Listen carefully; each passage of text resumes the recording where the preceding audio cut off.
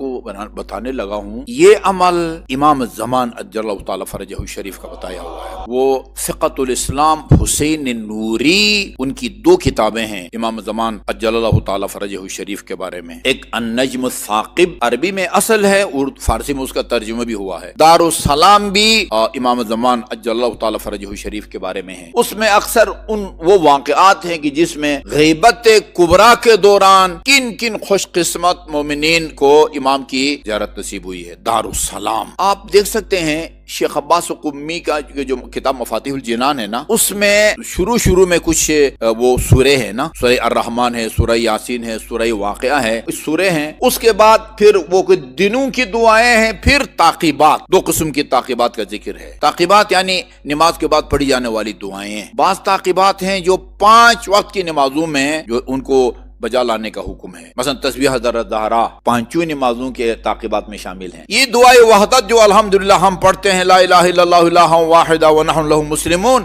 یہ دعائے وحدت کہلاتی ہے، یہ 5 نمازوں میں ہے۔ اللہم ان مغفرتک ارجا من عملی وان رحمتک اوسع من ذنبی تا آخر، یہ بھی وہ 5 میں۔ ان تعقیبات کے آخر میں شیخ عباس قمی نے، ہم بہت ساری چیزیں نکل جاتے ہیں، غور نہیں کرتے، ایک عجیب واقعہ یا ایک فائدہ مند واقعہ کے نام سے اس داستان کو لکھا ہے۔ اسے پتہ چلتا ہے کہ شیخ عباس قمی فقہ الاسلام کے شاگرد تھے، انہوں نے یہ نقل کیا ہے کہ وہ ایک شخص، اس کا نام بھی ہے، میں اس کا نام نوٹ کر کے لایا تھا لیکن میں پھر مجھے زیادہ آپ کا وقت لینا پڑے گا، اس کو ذکر نہیں کرتا۔ ایک شخص تھا، عالم دین تھا، جو انتہائی پریشان حال اور تنگ دست تھے۔ انہوں نے خواب میں دیکھا وہ ایک وادی ہے، نام نہیں ہے اس وادی کا، لیکن مجھے اندازہ ہوتا ہے کہ شاید حج کا موسم اور سیزن ہو، اور میدان عرفات ہے جہاں مختلف لوگوں کے خیمے لگتے ہیں، مینا میں الگ خیمے لگتے ہیں۔ ایک دفعہ ہمیں، ویسے تو ہم اپنے کاروان میں گئے تھے، لیکن مکہ پہنچنے کے بعد مولانا مرزا صادق حسن، اللہ تعالیٰ ان کو جہاں بھی ہیں صحت اور طول عمر دے، وہ ہم ان کے ساتھ چلے گئے، یعنی مکہ کے باہر کی زیارات کے لیے ہم ان کے ساتھ چلے گئے۔ چپا چپا کے بارے میں بڑی باریک بینی سے وہ مطالعے رکھتے ہیں، مکہ مدینہ کے بارے میں۔ وہ لوگ مذاق کرتے ہیں، ان کو کہتے ہیں مکہ مدینہ کے پٹواری، اتنے ان کو معلومات ہیں۔ ایک دفعہ وہ ہم ادھر گئے مینا میں، وہ جو پہاڑی ہے جبل الرحمت آپ دیکھیں مینا میں، وہ آپ دیکھیں گے تو وہ پہاڑی کا کوئی ٹکڑا نظر نہیں آتا، سب حالت احرام میں لوگ ہوتے ہیں، اور ایسا لگتا ہے جیسے وہ برف کی ایک پہاڑی ہے نا، برف کی ایک پہاڑی ہے۔ اللہ ان کو سلامت رکھے، ذمہ دار آدمی ہیں۔ وہاں وہ جگہ دکھائی، یوں میٹروں کے حساب سے کہا کہ پنجتن پاک علیہ الصلوۃ والسلام یہاں ٹھہرتے تھے، اس جگہ ٹھہرتے تھے۔ اچھا جی، سال کے پورے 12 مہینوں میں ہمیں نہیں پتا ہوتا امام زمان کہاں ہے، ابھی آج ہمیں نہیں پتا وہ کہاں ہے۔ ہو سکتا ہے اپنے مادر گرامی جد مکرم معظمہ کی شہادت کے دن ہے تو جنت البقیع میں ہوں، لیکن کنفرم ہمیں پتہ نہیں ہوتا کہ پورے سال میں کس بر اعظم میں ہے، کس ملک میں ہے، کس ملک کے کس صوبے میں ہے، یا کس مسجد یا گلی کوچوں میں ہے۔ لیکن حج کے موسم پر 9 ذی الحج کی ظہر سے لے کر مغرب تک میدان عرفات میں امام زمان کی موجودگی کنفرم ہے۔ ہر سال حج کرتے ہیں، اور جو بھی حج کرتا ہے ظہر سے لے کر مغرب تک وہاں ٹھہرنا حج کے اعمال میں شامل ہے۔ فجر کی آذان بلکہ سورج کی پہلی کرن نکلنے تک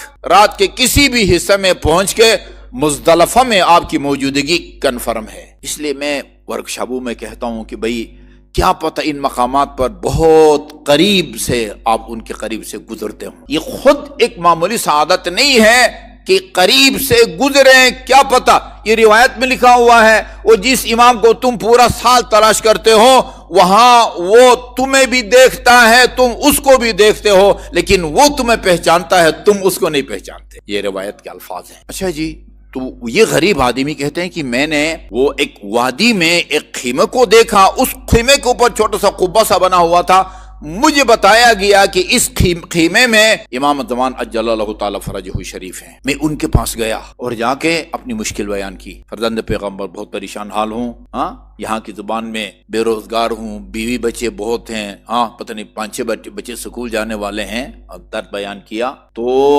خود انہوں نے کوئی دعا نہیں بتائی، ان کے خیمے سے تھوڑے سے فاصلے پر ایک خیمہ تھا، کہا اس میں میرا ایک فرزند سید آل رسول عالم الدین ہے، اس سے جا کے اپنی مشکل کو پیش کرو، وہ تمہیں عمل بتائے گا کہ جس سے تم اس غربت و ناداری سے نکل جاؤ گے۔ کہتے ہیں میں ان کے پاس گیا، سید کا نام بھی یہاں لکھا ہو، میں نے نوٹ کر کے لایا ہوں۔ انہوں نے مجھے ایک دعا بتائی جو ابھی میں بتانے لگا ہوں۔ میں اس کو کمپوز کرا کے وہاں لگانا چاہتا تھا، پتہ چلا کہ ہمارے کمپوزر جو ہیں وہ چھٹی پہ ہیں، نہیں وہ کر سکا۔ کل آتے ہیں، اگر کل بھی نہیں آتے میں کہیں اور سے اس کو کمپوز کرا کے یہاں لگا دوں گا، کیونکہ مفاتیح الجنان کے اندر دو دعائیں ہیں۔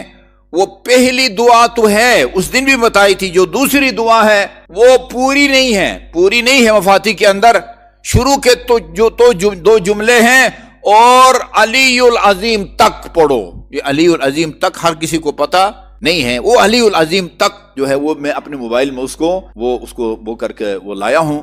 بعد میں جس کو بھی چاہیے ابھی فوراً میں اس کو فارورڈ بھی کر سکتا ہوں، اور انشاءاللہ کل یا پرسوں اس کو وہاں لگا بھی دیں گے۔ انہوں نے، اس سید نے جن کے پاس امام زمان نے مجھے بھیجا تھا، یہ دعا بتائی۔ اور جب میں، یہ خواب کی باتیں ہو رہی ہے نا، جب میں صبح بیدار ہوا تو وہ مجھے دعا یاد ہو گئی تھی زبان۔ پھر میں نے اسی پہ اکتفا نہیں کیا۔ اچھا، کہتے ہیں جب اس سید کے حجرے میں گیا، مصلی عبادت پہ بیٹھ کے قرآن پڑھ رہے تھے، دعائیں پڑھ رہے تھے، صبح ہوئی تو یہ دعا مجھے یاد ہو گئی تھی، لیکن میں نے اسی پر اکتفا نہیں کیا۔ وہ سید کا گھر تلاش کر کے ان کے پاس گیا۔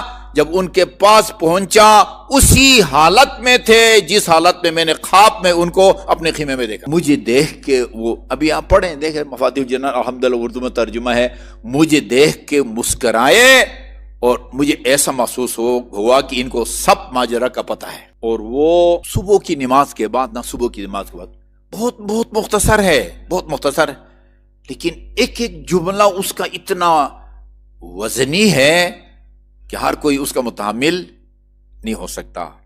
صبح کی نماز کے بعد آپ ہاتھ سینے پر رکھ کے 70 دفعہ یا فتاح یا فتاح یا فتاح، کوئی مشکل کام نہیں ہے۔ کوشش کریں یا فتح نہ پڑھیں، یا فتاح آخر میں ہے نکالیں۔ ایک جگہ ہم نے نماز پڑھا، ایک صاحب جو لڑکے کی طرف سے وکالت کر رہے تھے، میں نے جب وہ پڑھا تو انہوں نے کہا قبلت النکاح، کاف کے بعد الف، آخر میں ہے کو غلط تلفظ کے ساتھ بھی نہیں بولے۔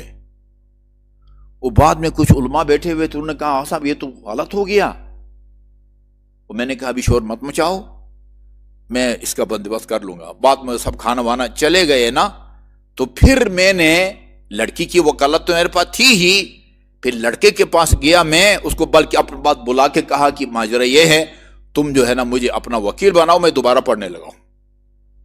پھر میں نے لڑکا اور لڑکی دونوں کا وکیل جس طرح پڑھتا ہے اس طرح میں نے پڑھا۔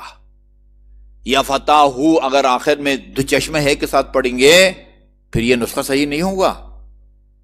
یا فتح اس ہے کے ساتھ جس سے آپ حلوہ لکھتے ہیں، اس ہے کے ساتھ نہیں جس کے ساتھ لاہور لکھتے ہیں، ٹھیک ہے نا؟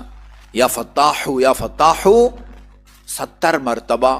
اس کے بعد ایک دعا یہ اس دن میں بتا چکا ہوں، لا حول ولا قوة الا باللہ توکلت علی الحی الذی لا یموت والحمد للہ الذی لم یتخذ صاحبة ولا ولدا ولم یکن له شریک فی الملک ولم یکن له ولی من الذل وکبرہ تکبیرا۔ یہ ایک، اور دوسری دعا بسم اللہ وصلی اللہ علی محمد وآلہ وافوض امری الی اللہ ان اللہ بصیر بالعباد فوقاہ اللہ سیئات ما مکروا لا الہ الا انت سبحانک انی کنت من الظالمین فاستجبنا له ونجیناہ من الغم وکذالک ننجی المؤمنین حسبنا اللہ ونعم الوکیل فانقلبوا بنعمت من اللہ وفضل لم یمسسهم سوء ما شاء اللہ لا حول ولا قوة الا باللہ ما شاء اللہ لا ما شاء الناس ما شاء اللہ وان کرہ الناس حسبی الرب من المربوبین حسبی الخالق من المخلوقین حسبی الرازق من المرزوقین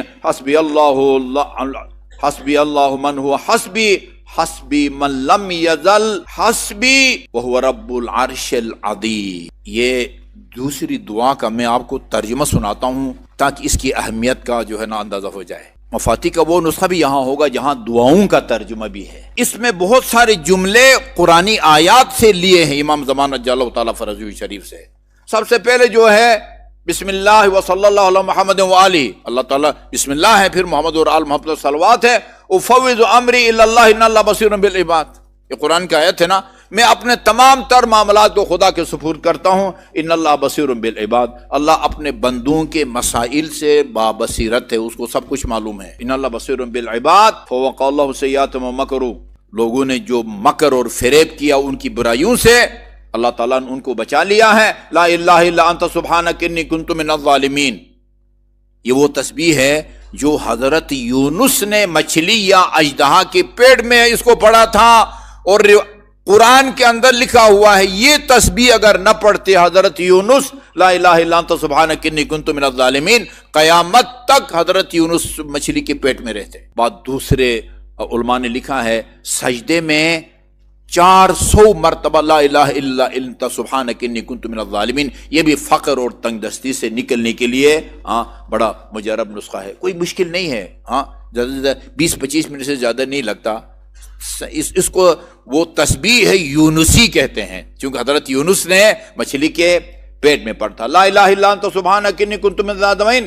یہ آیت آگے بھی جا رہی ہے، فاستجبنا لہ، یہ تسبیح پڑھی، ہم نے ان کی دعا کو قبول کیا، وَنَجَّيْنَاهُ مِنَ الْغَمِّ وَكَذَلِكَ نُنْجِي الْمُؤْمِنِينَ، ہم نے حضرت یونس کو اس غم سے نجات دی اور ہم یوں جو ہے نا وہ مومنین کو نجات دیتے ہیں، یہ قرآن کی آیت ہے۔ اچھا جی، حسبنا اللہ ونعم الوکیل، اللہ ہمارے لیے کافی ہے اور بہترین وکیل، وہ جتنے بھی ایڈوکیٹ دن پھر رہے ہیں سب سے بہترین وکیل جو ہے وہ اللہ تعالیٰ کی ذات ہے، وہ نعم الوکیل ہے۔ فانقلبوا بنعمۃ من اللہ وفضل لم یمسسهم سوء، یہ بھی قرآن کی آیت ہے، اللہ تعالیٰ کی نعمت اور فضل لے کے واپس لوٹے اور کوئی برائی انہیں نہیں وہ جو ہے نا وہ ان تک پہنچے گی۔ ماشاء اللہ لا حول ولا قوت الا باللہ، یہ بھی وہ ہے، وہی ہوتا ہے جو اللہ تعالیٰ چاہے، لا حول ولا ماشاء اللہ لا ماشاء الناس، ہوتا وہی ہے جو خدا چاہے، وہ نہیں ہوتا جو لوگ چاہیں۔ ماشاء اللہ لا ماشاء الناس، ماشاء اللہ وان کرہ الناس، وہی ہوگا جو اللہ چاہے گا اگرچہ لوگوں کو پسند نہ ہو، جو اللہ نے چاہا یا پسند فرمایا ہے۔ یا حسبی الرب من المربوبین، عجیب ہے، حسبی الرب من المربوبین، اللہ رب ہے، ہم لوگ کیا ہیں؟ مربوب، اللہ خالق ہے، ہم لوگ مخلوق۔ امیر المومنین کا فرمانا انت الرب وانا المربوب، خدا تو رب ہے میں مربوب ہوں۔ کیا مربوب رب سے بے نیاز ہو سکتا ہے؟ جی، وہ حسبی الرب من المربوبین، وہ رب جو ہے وہ مربوبین سے مجھے بے نیاز کرنے کے لیے کافی ہے، ساری دنیا اس کے لیے مربوب ہے، اس کی مخلوق ہے، اور سب دنیا سے بے نیاز کرنے کے لیے اللہ تعالیٰ وہ مجھے کافی ہے۔ وہ حسبی الخالق من المخلوقین، حسبی الرازق، تمام مخلوقین سے مجھے بے نیاز کرنے کے اللہ تعالیٰ کافی ہے، تمام مرزوقین سے بے نیاز کرنے کے لیے مجھے اللہ تعالیٰ کافی ہے۔ حسبی الخالق من المخلوقین حسبی الرازق حسبی اللہ رب العالمین، خدا میرے لیے کافی ہے جو عالمین کا رب ہے۔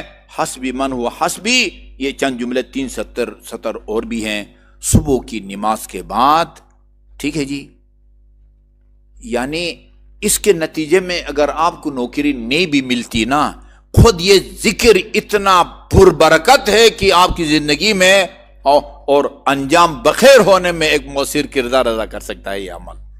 70 مرتبہ یا فتاح، اس کے بعد یہ دونوں دعائیں، پہلی دعا مفاتی میں ہے، دوسری دعا لکھا ہوا ہے بھائی یہاں سے شروع کرو صلی اللہ امر اللہ، اور آخر میں علی العظیم تک، وہ پوری دعا ادھر نہیں لکھی ہوئی ہے، میں دوسری جگہ سے تلاش کر لاؤں، درمیان کا جو ہے نا وہ 80% 90% ٹکڑا مفاتی میں نہیں ہے، ادھر سے آپ لے سکتے ہیں، خود بھی اس کو پڑھیں اور باقی مومنین کو بھی پڑھیں، خدا چاہے تو ان کی مالی حالت تبدیل کر دے گا، اور اگر ہماری مصلحت اس میں ہے کہ ہم کچھ عرصہ بے روزگار رہیں، پھر آپ کو پریشان ہونے کی ضرورت نہیں ہے۔ باواد بلند درود بھیجے محمد وآل محمد۔